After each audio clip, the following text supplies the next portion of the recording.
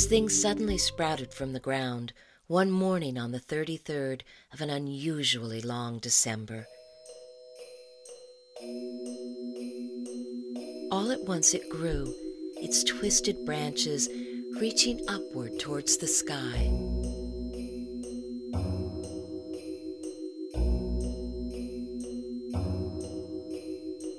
It was nestled on a hill in the valley, amongst oaks and brimming birches, youthful peach and cherry tree orchards. As you'll see, it was simply not a normal tree, with its poison peppermint sap and bark as thin as sleeves, and this is only the beginning. For the most recognizable deformity were none of these things. Attached to the branches were eyes, not leaves.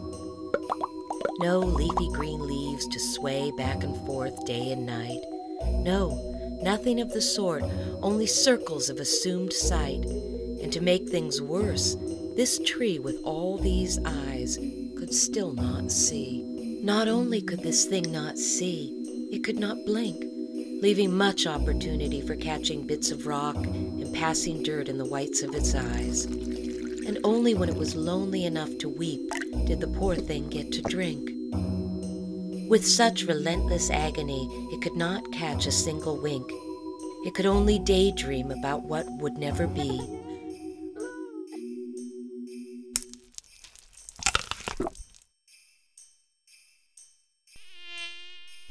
Much beauty it would never know. There was nothing else but one thing for it to do, so right then and there it began to screech. It cried, it moaned. A bit peculiar, isn't it? Why does it holler so? A most unpleasant sound, I know. Why can't it be more like the birch or the cherry trees? You don't see them making such a commotion. And they're more pleasant to look at, and they provide good fruits for us all to eat. I wouldn't eat a thing off of this tree. I do wish it would be quiet.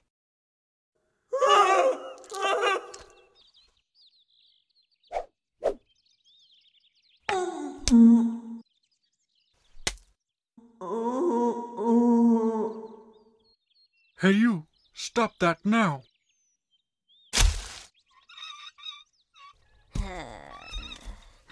Such cruelty. Have they no respect for a living thing? By God, what a pitiful creature.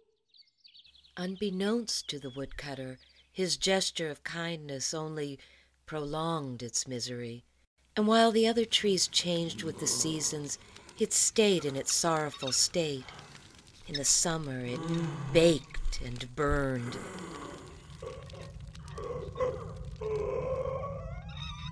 It chapped and bled in the winter.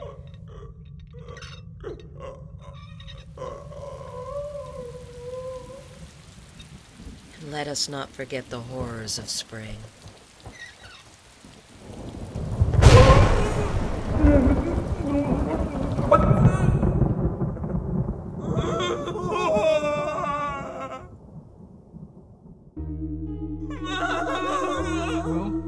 I just don't see any use in your existing at all. It just seems like a cruel joke. It'll all be over soon, my friend.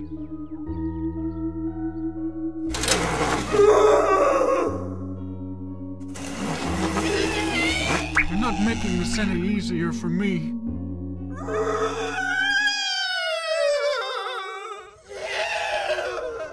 Shut up!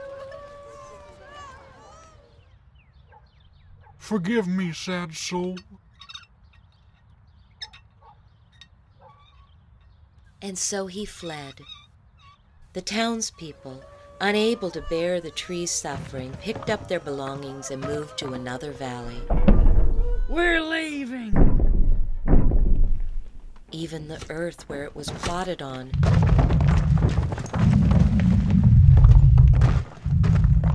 was scattered away.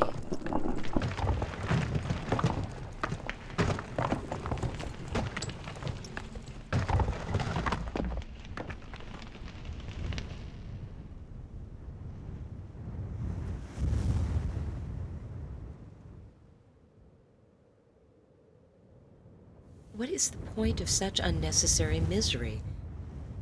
Is there a point to any of these things? A small cluster of appointed clouds convened above the top of the tree, and for the first time ever, it rained salt. The tree never saw it coming.